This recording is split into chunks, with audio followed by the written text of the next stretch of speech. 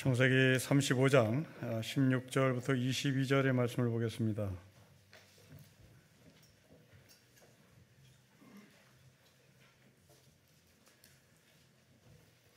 (35장) 16절부터 22절의 말씀을 한 절씩 교독하겠습니다.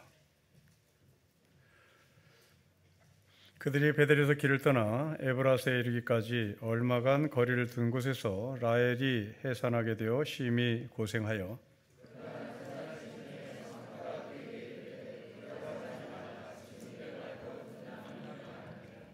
그가 죽게 되어 그의 혼이 떠나려 할 때에 아들의 이름을 베노니라 불렀으나 그의 아버지는 그를 베냐민이라 불렀더라.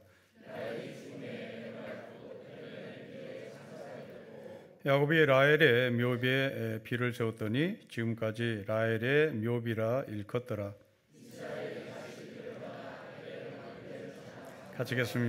같이겠습니다. 이스라엘이 그 땅에 거주할 때에 르우벤이 가서 그 아버지의 저 빌하와 동침하며 이스라엘이 이를 들었더라. 아멘. 베델에서 떠나 고향으로 가던 일에 도중에서 일어난 끔찍한 사건입니다. 야곱에게 있어서 베델은 아주 특별한 지점입니다. 하란으로 도망갈 때에도 베델에서 하나님을 만납니다. 집으로 돌아올 때도 베델에서 하나님을 만납니다. 그 베델에서 제사를 때마다 또한 야곱은 하늘로부터 축복을 받습니다. 집으로 돌아오던 이 야곱에게 베델에서 축복하신 하나님의 축복은 생육하고 번성하는 것, 그리고 너의 허리에서 왕들이 태어나는 것입니다. 그런데 이 약속과 축복을 받은 야곱이 베델을 떠나 집으로 가던 중에 끔찍한 사건이 일어납니다. 자기 아내 라헬이 아이를 낳다가 죽습니다. 그것만이 아닙니다. 자기의 큰아들 르우벤이 자기의 첫 빌하와 동침을 합니다. 그리고 연이어서 아버지 이삭이 세상을 떠납니다. 베델에서 야곱에게 축복하신 하나님의 축복은 생육하고 번성하는 겁니다. 그렇다면 빌하는 죽지 말아야 합니다. 생육하고 번성하려면 아내가 살아있어야 되고 아내가 임신해야 되는 것이고 아내가 아이를 낳아야 합니다. 라헬은 2명의 아들을 낳고 죽습니다. 고대 시대에 여자가 2명의 아들을 낳았다? 그것은 복받은 여자 아닙니다. 고대에는 영아 사망률이 높기 때문입니다. 적어도 5, 6명, 10명을 낳아야 그 중에 5명 고르는 겁니다. 2명을 낳았다 2명 다 죽을 수 있습니다. 생육하고 번성하라 하신 하나님의 축복을 받은 야곱, 빌하, 죽지 말아야 합니다. 그런데 죽었습니다. 너의 허리에서 왕들이 태어날 것이다. 그렇다면 르우벤이 이렇게 끔찍한 일을 저지르지 말아야 합니다. 르우벤은 야곱의 큰아들입니다. 큰아들은 장자 상속권을 갖고 있는 사람입니다. 야곱이 왕이 되면 르우벤이 왕으로 계승합니다. 그런데 이 왕의 상속권을 들고 태어난 르우벤이 엄청난 사고를 칩니다. 왕이 될 수 없습니다. 왕의 자격이 상실입니다. 그러면 과연 하나님께서 야곱에게 생육하고 번성하라고 하신 축복이 야곱에게 실현된 것인가?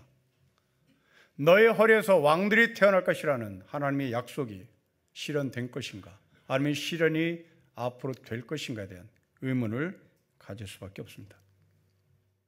우리의 삶도 마찬가지입니다. 하나님께서 이 시간에 여러분에게 약속하시고 축복하신 그 약속이 앞으로 나의 삶 가운데 이 야곱의 가정처럼 어그러질지 아니면 실현될지 우리는 아무도 모릅니다. 과연 이 야곱의 가정에 이렇게 끔찍한 일이 우리에게 어떤 의미로 다가올지 이제 그 말씀의 분석에 들어가도록 하겠습니다. 먼저 16절 라헬의 죽음입니다. 우리 16절을 같이 읽겠습니다. 시작. 그들이 베델에서 길을 떠나 에브라스에 이르기까지 얼마간 거리를 둔 곳에서 라헬이 해산하게 되어 심히 고생하다가 죽습니다. 여러분 16절을 유심히 다시 보셔야 됩니다. 라헬이 산고를 겪다가 세상을 떠난 지점이 어디인지 성경은 정확하게 말하지 않습니다. 베델과 에브라스 사이 어디쯤 된다라고 기록합니다.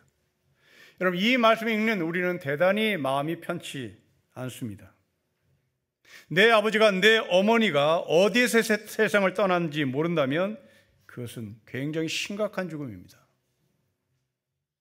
나의 아버지가 나의 어머니가 어디서 세상을 떠났는지 알아야 되는 겁니다. 근데 라헬은 모릅니다. 그냥 어디쯤입니다. 여러분 이 말씀을 읽었던 1차 독자들, 그들은 히브리 노예들입니다. 애굽에서 바벨론에서 포로 생활하는 히브리 노예들입니다. 이 히브리 노예들의 아버지가 어디서 죽었는지 모릅니다. 이들의 어머니가 어디서 죽은지 모릅니다. 그리고 시신만 덜렁 나에게 옵니다. 이 말씀을 읽었던 1차 독자들은 대단히 감정이입에 몰입됐을 겁니다. 전쟁에 나간 나의 아버지가 어디서 죽었는지 모릅니다. 그냥 군번줄만 나에게 옵니다. 나의 어머니가 어디서 죽었는지 모른 채 사망 진단서가, 사망 통지서가 나에게 옵니다. 내 아들이 군대 가서 죽었다는데 어디서 죽었는지 말을 하지 않습니다. 시신도 보여주지 않습니다. 그냥 화장시켜 뼈만 달랑 우리에게 오는 경우도 과거에는 참 많았습니다. 이런 것처럼 라헬이 죽은 장소가 어딘지 모르는 이 말씀을 읽는 당시의 독자들 그리고 우리의 마음이기도 합니다. 요즘 우리의 심금 울리는 드라마가 있습니다. 폭삭 속았수다라는 제목입니다. 속았다는 말이 아니라 정말 고생했다는 제주도 방언입니다. 남성 중심의 사고가 강했던 이 제주도에서 한 여성이 고군분투하며 여성의 지위를 유지해 나갑니다. 그리고 그 여성을 보호하기 위하여 자기의 삶을 던지는 남편의 이야기입니다. 남편이 아내를 지극히 사랑하고 부모가 자식을 지극히 사랑합니다. 아내를 사랑하는 그 남편의 눈빛을 정말 배우로서 저렇게 잘 그려낼 수 있을까? 저런 눈빛은 어떻게 가질 수 있을까? 생각하게 만드는 좋은 드라마입니다. 그 드라마에 수많은 주옥 같은 표현들이 있습니다. 살면 사라지더라. 아빠가 일찍 깨면 자식들은 좀 더 오래 자더라. 영원히 자라지 않을 것 같은 내 딸을 보며 아빠는 늘 미안해한다. 영원히 자라지 않을 것 같은 내 딸을 바라보며 아빠는 미안해한다라는 이 말은 셋째 아들이 죽었기 때문입니다. 그 셋째 아들은 어떻게 죽었는지 모릅니다. 그냥 집 밖에 엄마를 찾으러 나갔다가 변을 당한 겁니다. 그리고 시신만 덜렁 물에 떠내려 왔습니다. 이 아이가 어떻게 어디서 죽은지 모릅니다. 그래서 이 아이의 아버지 어머니는 내 아이는 잘하지 않아. 내 아이는 잘하지 않아. 늘 고통스럽게 고백합니다. 지금 야곱의 심정이 그렇습니다. 내 아내가 그냥 길을 가다가 죽었습니다. 낯선 길입니다. 20년 만에 가는 낯선 길이고 아는 사람도 없습니다. 야곱은 분명히 지나간 사람에게 도움을 요청했을지도 모르겠습니다. 아니, 도움을 좀 구해서 핏덩이 내 아들을 씻기고 싶어 했을지도 모릅니다. 그런데 성경은 어느 누가 야곱을 도와줬다? 없습니다. 어떤 누가 도움을 갖다 줬다? 없습니다. 거듭 말씀이지만 이 말씀을 읽었던 당시 1차 독자들, 자기 이야기로 들었을 겁니다. 내가 태어날 때 어떤 누구도 도움을 공급해 준 사람이 없었다더라. 우리 엄마는 그렇게 나를 낳다가 죽었다더라. 아마도 여러분 가정에 여러분 어머니가 여러분을 낳다가 죽으신 분도 계실지 모르겠습니다. 그리고 내가 태어난 곳이 어딘지도 모른 채 태어났다는 말을 들은 사람도 있을 것입니다. 그렇게 라헬은 상고를 겪다가 아이를 낳고 죽습니다. 18절을 보십시오. 18절을 같이 읽겠습니다. 시작. 그가 죽게 되어 그의 혼이 떠나려 할 때에 아들 이름을 베논이라 불렀으나 그의 아버지는 그를 베냐민이라고 부릅니다. 베논이는 슬픔의 아들이란 말입니다. 서술어로 표현해보면 가엾은 내 아들이라는 말입니다. 어머니 없이 태어난, 어머니 얼굴도 모른 채 태어난 이 베논이는 분명 다른 3명의 어머니로부터 태어난 형제들로부터 대단히 손가락질 받으며 태어났을 것입니다. 라헬을 포함한 야곱의 부인 4명은 자연스럽게 출산하고자 하는 여인들이 아니었습니다. 라헬이, 레아가, 실바와 비라가 아이를 낳는 이유는 야곱의 사랑을 독차지하기 위함이었습니다. 출산 경쟁이 벌어진 겁니다. 그 출산 경쟁이 벌어진 채 라헬은 2명의 아이를 낳고 그만 죽습니다. 가엾을 밖에 없죠. 그래서 라헬은 죽으면서 가엾은 내 아들, 가엾은 내 아들. 어미 없이 어떻게 살고, 어미 없이 어떻게 살고, 저 형제들 틈바구니에서 저 막내는 어떻게 살고, 탄식 어린 외침입니다. 우리말로 이 표현을 다시 하자면 다리 밑에서 주운 놈이라고 표현하겠습니다. 어디서 태어난지도 모르는 다리 밑에서 주운 놈, 이것이 야곱의 아들들, 베냐민의 형제들이 놀리는 놀림감의 말들이었을 것입니다. 바벨론에서,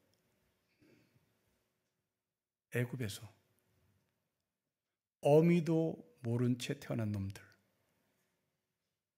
다리 밑에서 주워온 히브리 노예들, 그들은 삶이 뻔합니다. 우리의 삶이기도 합니다. 아버지의 정보와 할아버지의 재력이 없이 태어난 우리 아이들 뻔합니다. 지방간 없이 태어난 아이들 삶이 뻔합니다. 그래서 가엾습니다. 그 가엾은 말이 자기의 언어로 환치되자 나는 루저로 자기를 정리합니다. 나는 이 세상에서 망했다라고 자기 정리를 합니다. 이게 베노니입니다. 그런데 야곱은 이 사람을 베냐민이라고 말합니다. 여러분, 길가에서 이렇게 태어난 사람이 또 한 분이 계십니다. 그분은 예수님이십니다. 누가복음에 보면 예수님은 갈릴리 나사렛에서 유대 땅을 향하여 갔다고 기록합니다.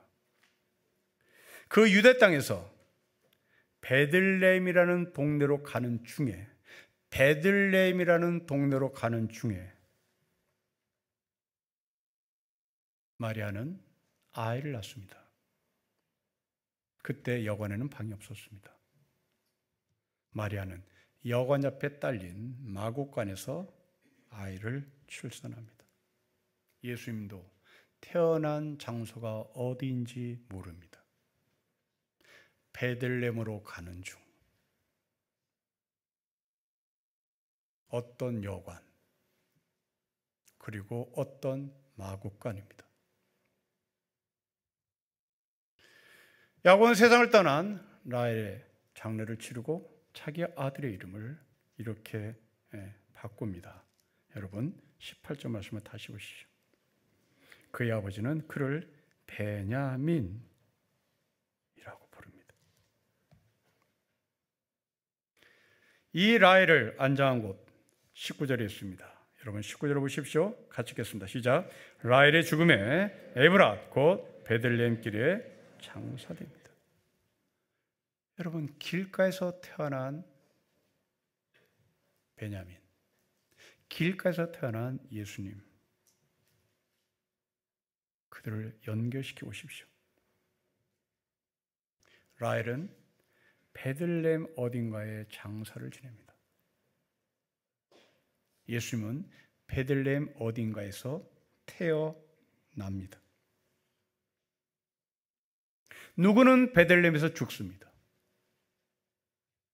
베논이라고 외치며 내 아들 어떻게 살까? 내 아들을 어떻게 살까? 외치며 베들레헴 어딘가에 장례를 치릅니다. 누구는 여관방에 들어갈 수도 없던 그 누구는 베들레헴에서 태어납니다. 그 베들레헴에서 태어난 어린 예수를 찾아온 사람이 있습니다. 그 사람은 목자들입니다. 목자들은 여관방을 구할 수 없는 존재들이고 여관방을 구할 수 있는 돈도 없는 사람들입니다. 당시 2000년의 목자들에게는 여관방을 빌려주지 않았습니다. 상놈 중에 상놈이었기 때문에 그렇습니다. 불가촉 천민 집단입니다. 이 불가촉 천민 집단에게 방을 빌려줄 리 없는 목자들은 어쩔 수 없이 밖에서 잠을 자는 사람들이었습니다. 방을 빌릴 수 없었던 마구간에 태어난 예수, 그는 목자였습니다. 그 목자들이 예수께 경배를 합니다.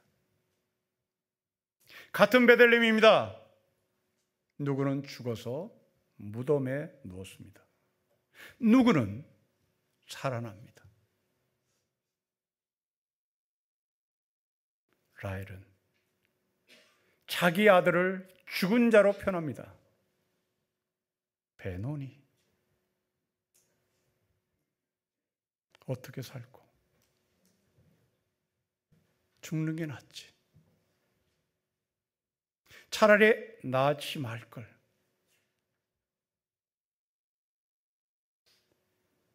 그러나 야곱은 그 아들을 베냐민, 우리를 온전케 하신 하나님의 능력을 들고 야곱은 자기 아들을 쳐다봅니다. 베냐민은 오른손의 아들이란 뜻입니다. 서술어로 표현해보면 오른손 같은 아들이라고 표현할 수 있겠습니다. 늘 야곱의 오른편에 붙어서 살아갈 아들이라는 말입니다.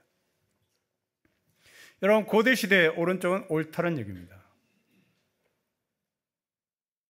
어떻게 살고 가엾은 내 아들이 아니라 너는 언제나 오른편에 사는 것이고 너는 오른쪽에 있는 존재고 너는 늘 오름의 삶을 살아갈 것이라고 야곱은 아들의 이름을 베냐민이라고 부릅니다.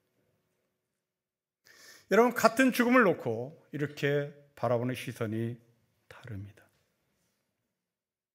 죽음을 놓고도 누구는 베노니, 죽음을 놓고도 누구는 베냐민이라고 부릅니다. 사도 바울은 죽음을 전혀 다른 시선으로 봅니다. 바울이 본 죽음은 죽음이 아니라 부활이었습니다. 그래서 고린도 교회에 외칩니다. 너희가 부활이 뭐냐고 알고 싶으면 나는 말한다. 약한 것으로 심고 강한 것으로 다시 산다. 욕된 것으로 심고 영광스러운 것으로 다시 산다. 육의 몸으로 심고 영의 몸으로 다시 산다. 라헬은 지금 욕된 삶으로 끝납니다. 라헬은 약한 삶으로 끝납니다. 라헬은 육의 몸으로 끝나 베들레헴에 안장됩니다. 그러나 야곱으로부터 베노니가 이름이 바뀝니다. 베냐민으로. 가엾어서 어떻게, 내 자식 어떻게 살아? 이 시선이 야곱에게 와서는 오른손의 아들, 늘 내 오른쪽에 있는 아들 시선이 바뀝니다. 라헬은 욕된 삶을 살았습니다. 야곱에게 사랑을 받았음에도 불구하고 정실 부인이 되지 못했습니다. 두 번째 부인으로 전락했습니다. 그리고 출산 경쟁에 들어갈 수밖에 없는 욕된 삶을 살았습니다. 그리고 욕된 삶으로 죽습니다. 그러나 야곱이 말합니다. 너의 몸에서 태어난 아이는 욕된 아이가 아니라 영광스러운 아이라고. 죽은 자가 아니라 산 자라고 얘기합니다. 여러분, 이렇게 욕된 삶을 살았던 사람이 예수님을 찾아옵니다. 그들은 목자입니다. 거듭났습니다. 이 목자는 방을 빌릴 수 있는 자격이 박탈된 사람입니다. 목자들은 법정의 증인으로 설 자격도 박탈된 불가촉 천민들입니다. 그런데 이 욕된 삶을 산 사람이 욕된 삶으로 태어난 예수를 찾아옵니다. 그들은 그 예수를 욕된 사람으로 보지 않았기 때문입니다. 마구간에 누는 예수님은 욕된 존재가 아니라 영광스러운 존재이기에 그분께 경배를 드립니다. 목자들, 야곱, 이들은 믿음의 주요 온유케 하신 예수님을 바라보며 바라지 않는 것들에, 보이지 않는 것들의 실상을 고백하고 믿었던 것입니다. 그렇습니다. 여러분, 믿음은 보이지 않는 것들의 실상이고 바라는 것들의 증거입니다. 이것은 믿음의 눈으로 얻을 수 있는 축복이고, 야곱은 그 믿음으로 자기 아들을 쳐다보고 세상을 쳐다보는 겁니다. 야곱은 자기에게 약속하신 내 허리에서 왕들이 태어날 것이라는 것을 보이지 않았지만 굳게 믿었습니다. 여러분, 믿음은 들음에서 납니다. 그 들음은 읽음으로 말미암아 고백됩니다. 성경을 듣고 성경을 읽는 것, 그것은 믿음의 성장입니다.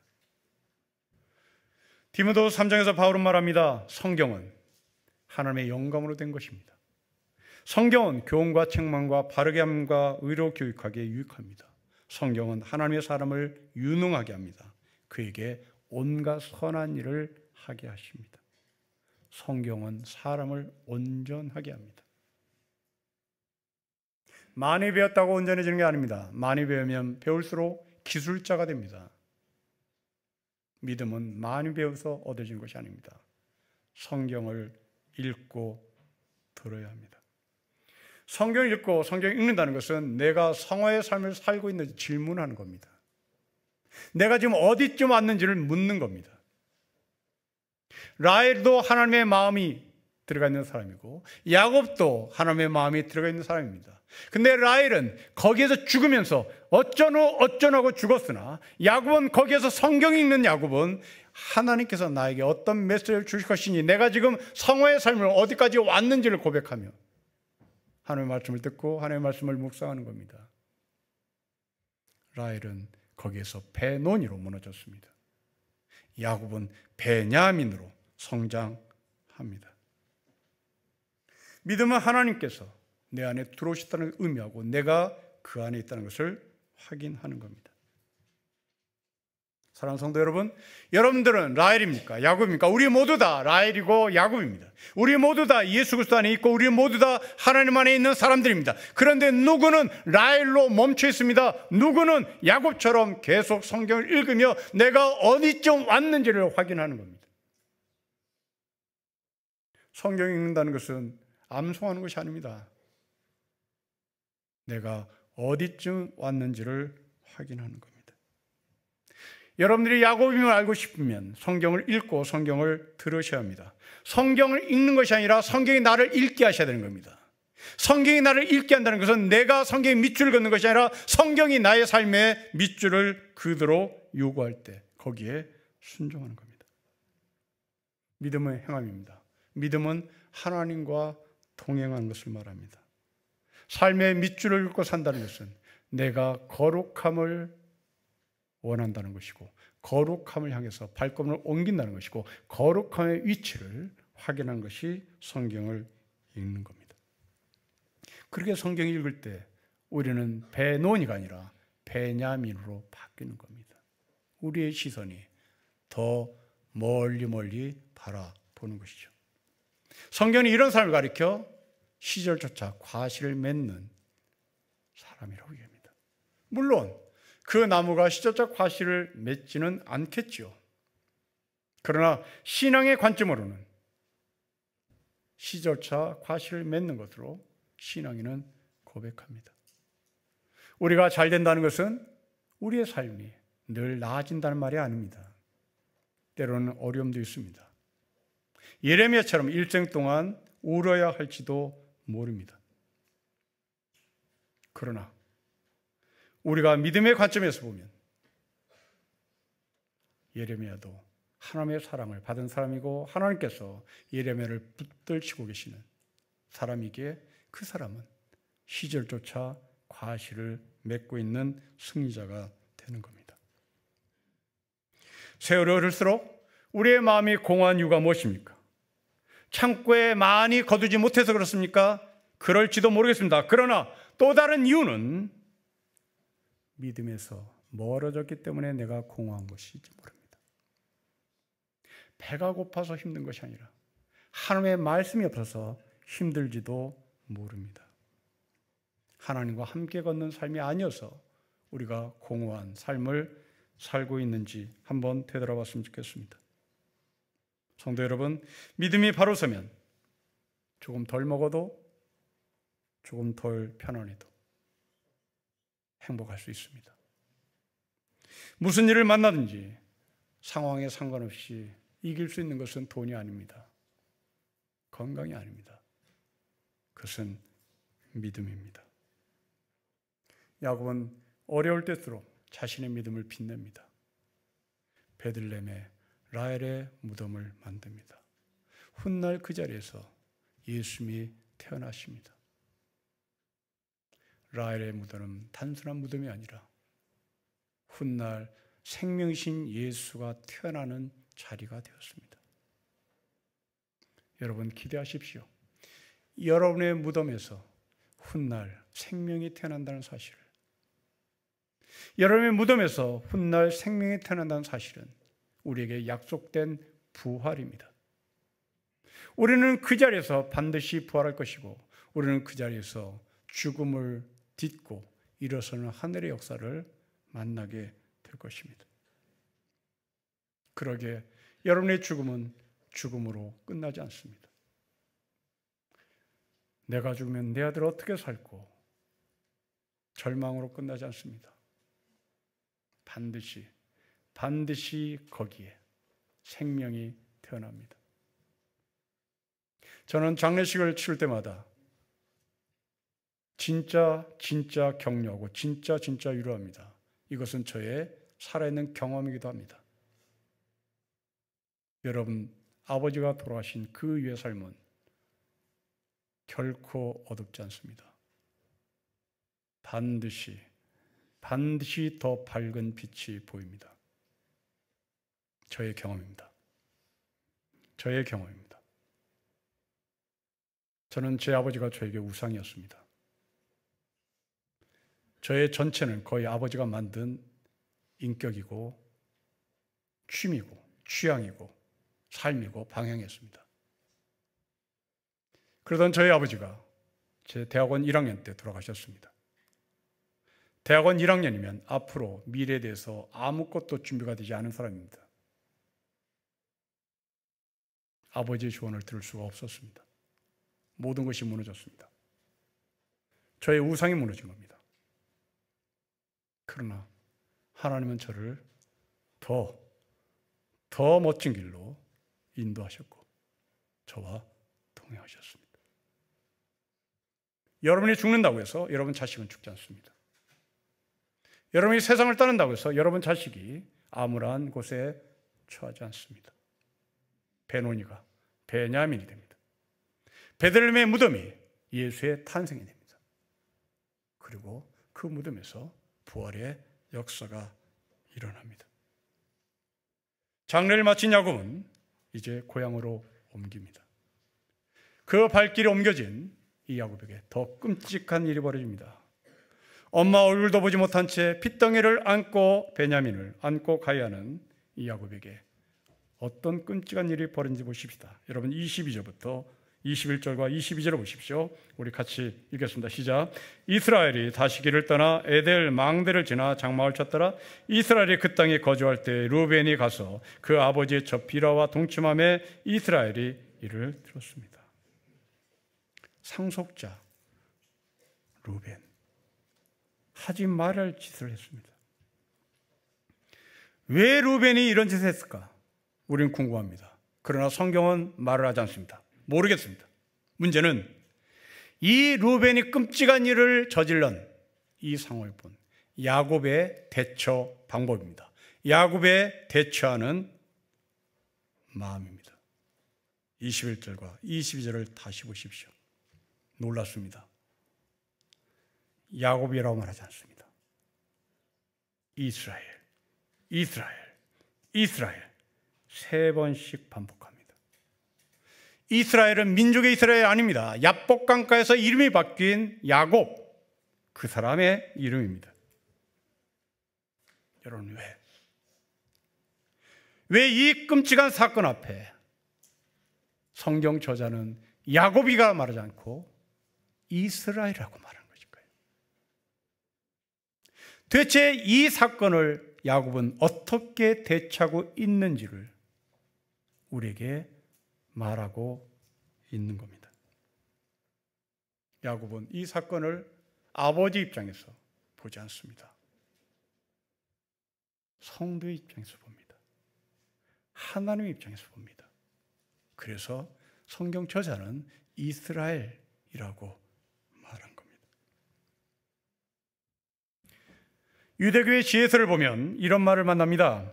하나님, 저의 깨어진 가슴 조각을 모아서 성소를 만들겠습니다.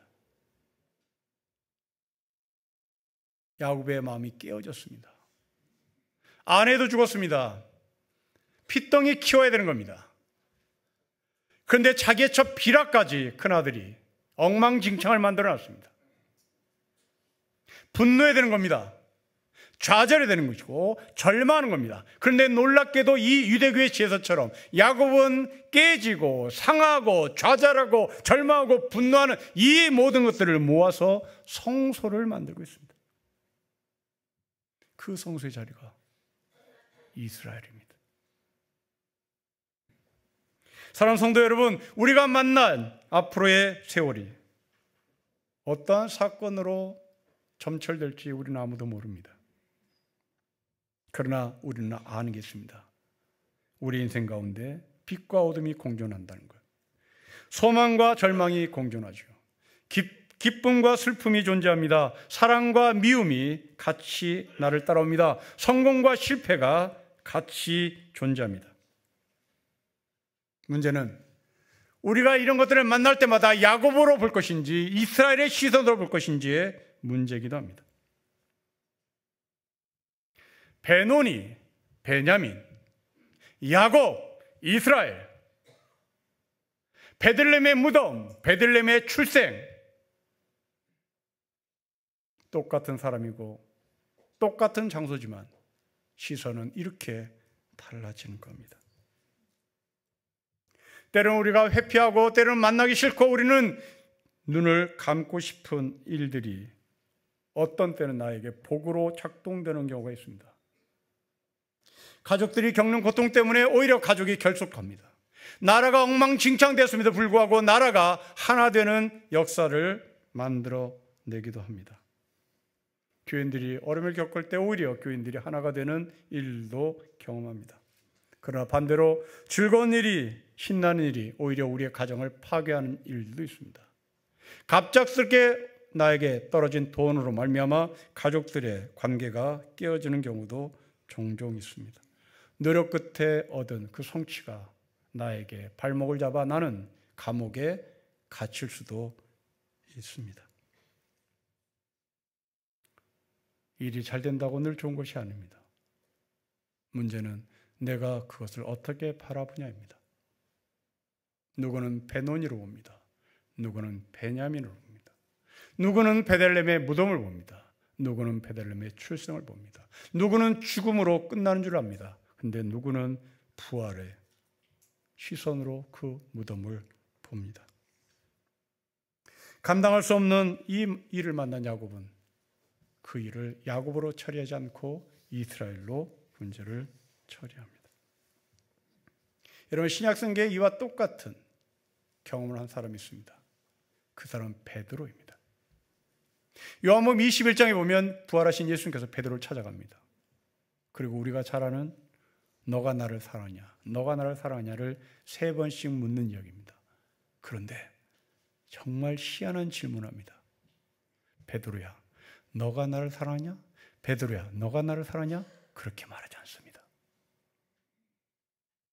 요한의 아들 시몬아, 네가 나를 사랑하냐? 요한의 아들 시몬아, 네가 나를 사랑하냐고 묻습니다. 여러분, 이상합니다. 베드로는 예수님께서 시몬에게 주어진 이름입니다.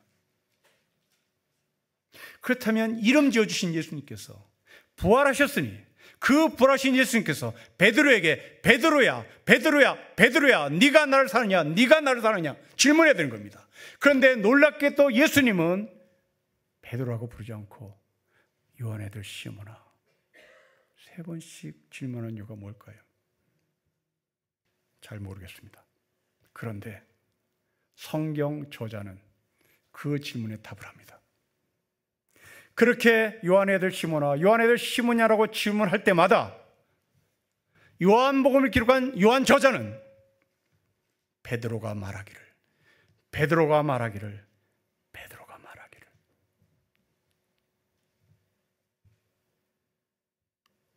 요한 저자는 베드로를 시몬으로 보지 않고 소망으로, 하늘의 사람으로 보고 있는 겁니다. 성도 여러분, 여러분 아들을, 여러분 딸을 요한 저자처럼 보셨으면 좋겠습니다. 세상의 모든 사람이, 심지어 하나님까지도 너는 요한의 아들 시몬이야 그렇게 말한다 할지라도 아닙니다. 하나님, 나는 요한의 아들 시몬으로 보지 않고 저 사람을 베드로로 보겠습니다. 베드로가 말하기를, 베드로가 말하기를. 여러분 자녀들은 하나님께서 축복하시러 작정하시고 이 땅에 내보내신 자녀입니다. 요한 저자는 요한의 아들 시몬에게 너는 기필코 베드로가 된다. 너는 기필코 베드로의 자리에 간다. 소망을 걸었고 그 소망을 믿음의 눈으로 바라본 것입니다. 결국 야곱에서 이스라엘, 그 이스라엘 이름은 야복강에서 주어진 이름입니다. 34장에서 주어진 그 야복강의 이스라엘이 오늘 와서 다시 재현됩니다. 그리고 그 사이에 나타난 모든 야곱의 이름은 모두 다 야곱입니다. 그렇다면 34장부터 여기까지 야곱은 믿음이 성장해 왔다는 얘기입니다. 요한 저자도 베드로라고 부른 이유는 반드시 베드로는 베드로답게 성장할 것이라는 약속과 신뢰를 갖고 있는 겁니다. 성도 여러분, 믿음은 그냥 주어지는 거 아닙니다. 훈련입니다. 여러분들이 성도라는 부름을 받았습니다. 이제 그 성도라는 부름은 훈련을 통하여 베드로가 될 것이고 이스라엘이 될 것이고 그 이스라엘의 능력으로 서게 될 것입니다. 하나님은 우리를 그렇게 성장시키기 위하여 이스라엘 백성들처럼 광야로 우리를 인도하셨습니다. 광야는 우리를 성장시키는 하나님의 거룩한 학교입니다. 이 학교에 들어가려면 여러분들은 신분증이 필요합니다. 학생증이 필요합니다. 그 학생증의 이름에 여러분들은 성도라는 이름, 이스라엘 이름을 붙였습니다. 이제 그 학생증을 들고 있으니 우리는 강의실에 들어가야 하는 겁니다. 그 학생증을 들고 도서관에 들어가야 되는 겁니다. 그 학생증을 들고 카페에 있어서는 안 되는 겁니다. 그 학생증을 들고 해외 유학에서는 안 되는 겁니다. 그 학생증을 들고 학생증답게 여러분들은 실력을 갖춰야 되는 겁니다. 그것이 훈련입니다. 성도 여러분, 여러분들은 학생증이 주어졌지만 아직도 졸업하기에는 멀었습니다. 그 졸업의 문까지 오기 위하여 우리는 끊임없이 성화의 삶을 사는 것이 무엇인지를 물어야 하는 겁니다. 이렇게 왕같은 제사장으로, 성도로, 하나님의 아들로, 하나님의 딸로, 이스라엘로 부름받은 우리, 이제 신분증이 주어졌으니 야곱에서 이스라엘로 이 엄청난 사건을 바라본 야곱처럼 우리에게 다가오는 엄청난 사건도 한 차인으로 바라보는 것이 아니라 성도로 바라보는, 거기에 걸맞는, 신분증에 걸맞는, 신분에 걸맞는, 학생증에 걸맞는 성도의 삶이 우리 가운데 훈련되어지고 우리의 근육이 더 강해지는 하늘의 사람이 되시기를 주 이름으로 축복합니다.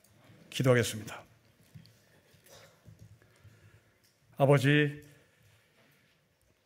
야복강가의 이스라엘이 어느새 이렇게 성장하여 이 끔찍한 사건을 이스라엘의 시선으로 바라보고 처리합니다.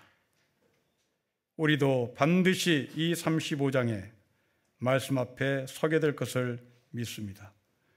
내 손에 주어진 성도라는 신분증, 거기에 걸맞는 창세기 35장의 실력의 자리에 서게 하여 주십시오. 주 예수 그리스도의 이름으로 기도합니다. 아멘.